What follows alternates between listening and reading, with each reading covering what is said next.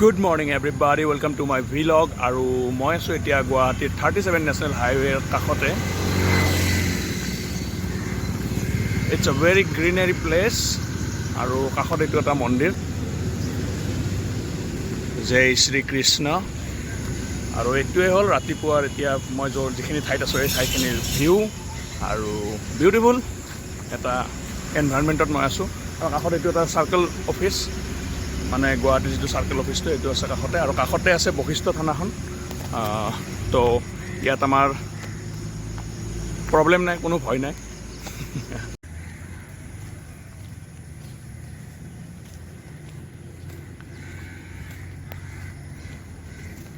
এইটোৱে চক্ৰ বিষয়াৰ অফিচ আৰু মই আছোঁ ইয়াৰ সন্মুখত. আৰু কাষতে একদম লাগালাগিকৈ নেইবাৰহুড হিচাপত আছে এইটো বশিষ্ঠ থানাখন. তো গুৱাহাটীৰ এখন প্ৰমিনেণ্ট থানা, পুলিচ ষ্টেচন.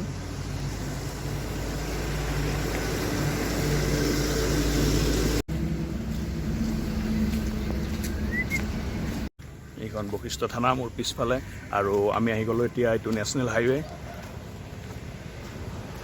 এতিয়া মই নেশ্যনেল হাইৱেত আছোঁ আৰু ইয়াত অলপ গাড়ী বহুত স্পীডত আহে. নেশ্যনেল হাইৱে যিহেতু, যি নহওক আমি ইয়াতে দৌৰিম আজিৰ আমাৰ ৰানিং নেশ্যনেল হাইৱেত হ'ব.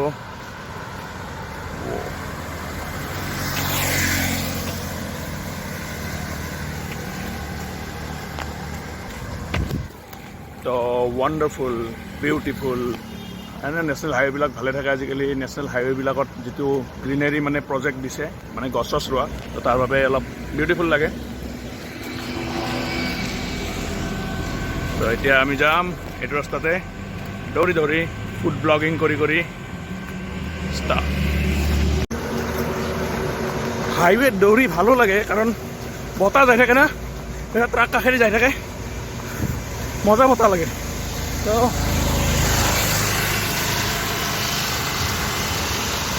বেয়া লগা নাই, ভাল লাগিছে.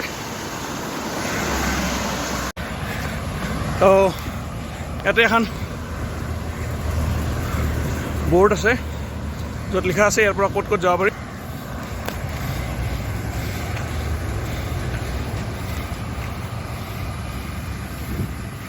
যোৰাবাট 8 কিলোমিটাৰ, খানাপাৰা 1 কিলোমিটাৰ, আৰু এইটো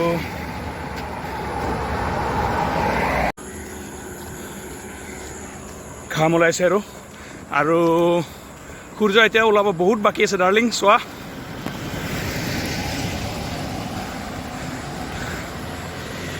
आज आसमान बादलों से भरा हुआ है, तो बारिश होने की संभावना है. कृपया घर से निकलते वक्त अपनी छतरी साथ लेके निकले.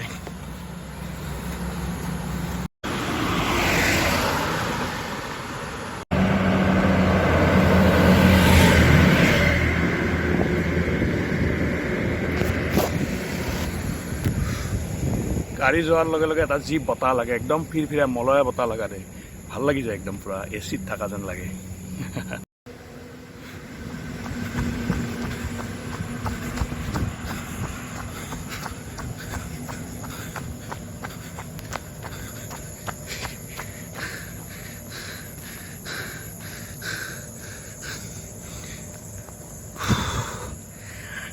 দৌৰি দৌৰি আহি আমি পালোঁ জুবিন গাৰ্গ. বহুতে নাজানে চাগে, আৰু বহুতে জানেও. জুবিন গাৰ্গৰ যিখন হস্পিটেল খানাপাৰাত আছে, হেল্থ চিটি, তাৰে মালিক জুবিন গাৰ্গ বুলিয়ে কয়. অসমৰ লেজেণ্ডাৰী ছিংগাৰ, হাৰ্ট থ্ৰব. কিন্তু কিমান দূৰ নাজানো, কিন্তু মুখে মুখে চলা মতে ময়ো শুনিছোঁ যে এখন জুবিন গাৰ্গৰ হস্পিটেল হয়. তো সেই হস্পিটেলখনৰ সন্মুখতে আছোঁ এতিয়া. Behind me this is health city hospital. এইখন হেল্থ চিটি হস্পিটেল.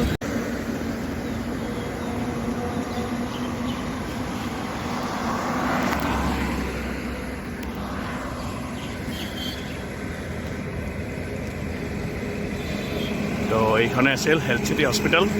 আৰু কইনাধৰা, এইখন কইনাধৰা পাহাৰ. তাতে আমাৰ former chief minister Tarun Gogoi, Tarun Gogoi ডাঙৰীয়া আছিল. তো ডাঙৰীয়া আজিতো নাই পৃথিৱীত, কিন্তু কইনাধৰা আছে. পিছফালে ৰানিং চলি আছে.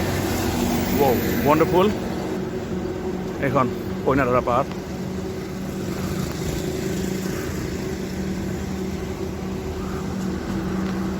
তো খানাপাৰা পাই গ'লোঁ আৰু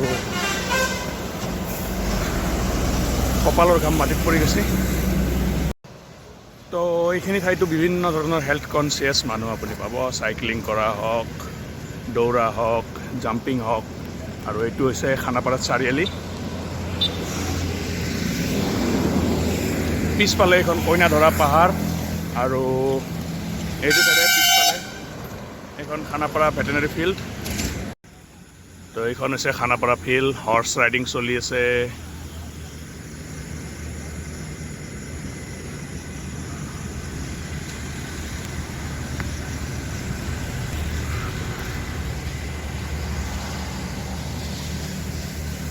হৰ্চ ৰাইডিং চলি আছে আৰু আসাম পুলিচৰ কিবা কিবি ইয়াতে এক্সাৰচাইজ হৈ থাকে, ট্ৰেইনিংছ হৈ থাকে।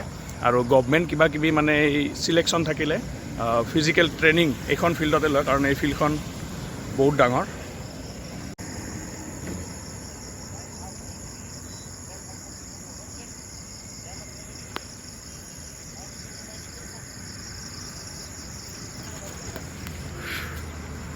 পিছপিনে হৰ্চ ৰাইডিং চলি আছে।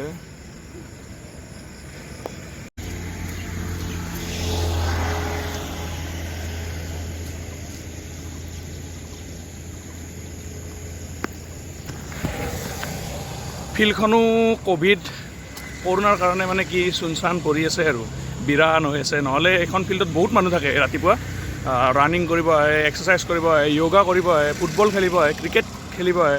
তো বহুত কিবা কিবি এক্টিভিটিছ, আউটডোৰ এক্টিভিটিছ চলে এইখন ফিল্ডত। কিন্তু এতিয়া ক'ভিডৰ কাৰণে মানে কি ফিল্ডখন বন্ধ হৈ আছে। আৰু মাজতে ইয়াত ক'ভিড কেম্পো বনাইছিল। সেইবিলাক যিবিলাক ক'ভিড পজিটিভ বেমাৰী আছিল, পেচেণ্টছ আছিল, সেইবিলাকক মানে শুশ্ৰূষা কৰিবৰ কাৰণে ইয়াতে কেম্প বনাইছিল, মেডিকেল কেম্প। তো এতিয়া কেম্পটো নাই, কিন্তু ইমাৰ্জেঞ্চিত আৰু কেম্প ইয়াত হৈ যাব পাৰে টেম্পৰাৰী। তো যি নহওক, এইখনে আছিল খানাপাৰা ফিল্ড, য'ত মানে মিটিংছবিলাক হয়, পলিটিকেল মিটিংছ গেডাৰিংবিলাক হয়, পাব্লিক গেডাৰিংবিলাক হয়। গুৱাহাটীৰ এখন ডাঙৰ ফিল্ড হয়। তো মই ফ্লাইঅভাৰখনৰ পৰা এবাৰ এটা শ্বট দেখাই দিম। তো বস্তু এটা দেখাম, চোৱা।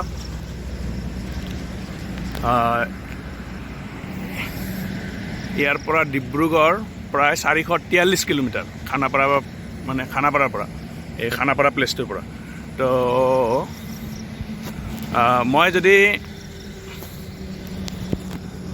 মই যদি ফ্লাইঅভাৰৰ ওপৰৰ পৰা ইয়াৰে ভিউ দেখুৱাব লাগে, মানে এই ফিল্ডখনৰ, তেতিয়াহ'লে এই বেৰিয়াৰ্ছটো পাৰ কৰিব লাগিব, এইটো বেৰিয়াৰ্ছ। তো বেৰিয়াৰ্ছটো পাৰ কৰা যাওক, গাড়ী চাড়ীও নাই বেছি।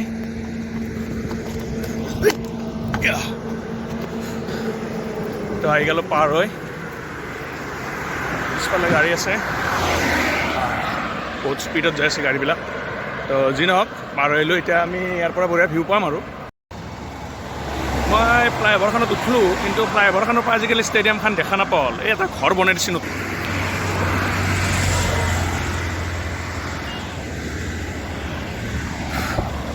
আৰু মোৰ পিছফালে থকা এইটো কিবা নতুনকৈ ইনষ্টিটিউট বনাই আছে, তাৰ কাৰণে মানে ফিল্ডখন দেখা নাপোৱা হ'ল। আগতে ফিল্ডখন বহুত ডাঙৰ আছিল আৰু ইয়াৰ পৰা বঢ়িয়াকৈ দেখা পোৱা গৈছিল। এতিয়া দেখা নাপোৱা হ'ল, মানে সেই ঘৰটো বনাই দিয়াৰ কাৰণে বাধা জন্মি গ'ল।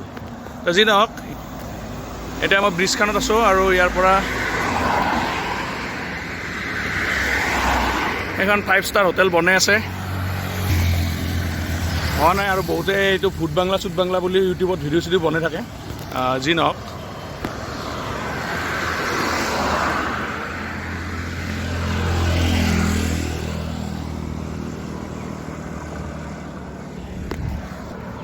তো এইখন হ'ল ফ্লাইঅভাৰখন খানাপাৰাৰ। আৰু আপাৰ আছাম যাব লাগিলে, লাইক শিৱসাগৰ, তিনিচুকীয়া, এইবিলাক জেগা যাব লাগিলে এইটো ৰাস্তাতে যাব লাগিব চিধা। আৰু তলত এইটো GS ৰোড, গুৱাহাটীটো শ্বিলং ৰোড। গুৱাহাটীৰ পৰা আমাৰ বিউটিফুল ষ্টেট, নেইবাৰ ষ্টেট মেঘালয়ক কানেক্ট কৰে। এইটো হৈছে GS ৰোড।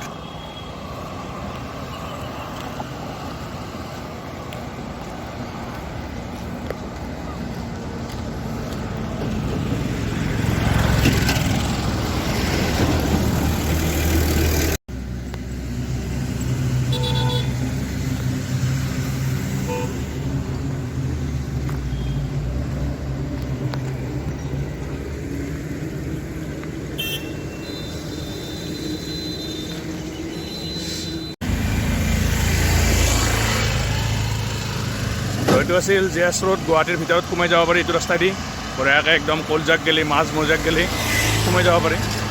আৰু এই ফ্লাইঅভাৰখনতে আছোঁ মই, নামা নাই, নামিম আৰু অকণমান আগত যায়। এয়া ব্ৰিজখন প্ৰায় মই শেষ কৰি আহিছোঁ ফ্লাইঅভাৰখন, কিন্তু আৰু এইখিনি ঠাই ইমান চুনচান থকা ঠাই নহয়। এইখিনি ঠাইৰ পৰাই চব আপাৰ আছাম বা যিমান ঠাই যায়, আপাৰ আছামৰ ফালে তিনিচুকীয়া, শিৱসাগৰ, এইবিলাক হিষ্টৰিকেল প্লেচ অসমৰ, তো যি নহওক সেইবিলাক ঠাইত যাবৰ কাৰণে এই জেগাখিনিত গাড়ী চাড়ীবিলাক ৰখে, মানে বাছ চাছবিলাক, নাইট ছুপাৰবিলাকো ৰখে আৰু মানুহ ইয়াতে উঠে। কিন্তু এতিয়া ক'ভিডৰ কাৰণে অলপ শ্ল' ডাউন হৈ আছে, ক'ভিডৰ কাৰণে অলপ জেগাটো মানে চুনচান পৰি আছে আৰু মানুহ তেনেকৈ ট্ৰেভেলিং কৰা নাই, তো সেই বাছ চাছো কমকৈ চলি আছে। নহ'লে এইখিনি ঠাই বহুত, এতিয়া মৰ্ণিং টাইমততো আৰু ভিৰ থাকিল হয়, কাৰণ ৰাতিপুৱাই যায় বাছবিলাক আৰু ৰাতি যায়, তো ইভিনিং টাইম আৰু মৰ্ণিং টাইম এইখিনি ঠাই বহুত ভিৰ থাকে, কিন্তু আজি নাই আৰু দোকান চোকানবিলাকো খোলা নাই এতিয়া।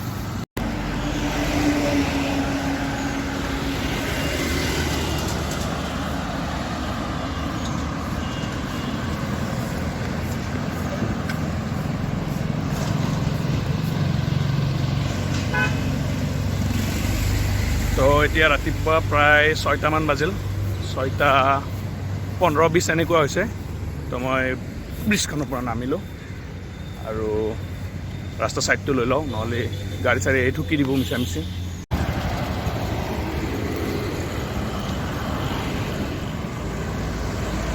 তো ব্ৰিজৰ তলত আছোঁ এতিয়া, নামি আহিলোঁ। তো এনেকুৱাকৈ আছিল এটা সৰু ভিলগ ৰাতিপুৱা বনোৱাৰ চেষ্টা, আৰু আজিৰ ভিলগটো মই এইখিনিতে সামৰণি মাৰিলোঁ। Hope it will improved then earlier. এইখনে আছিল খানাপাৰাৰ ব্ৰিজলৈকে মোৰ আজিৰ মৰ্ণিং ভিলগ। তো bye bye, have a great day and take care, bye by.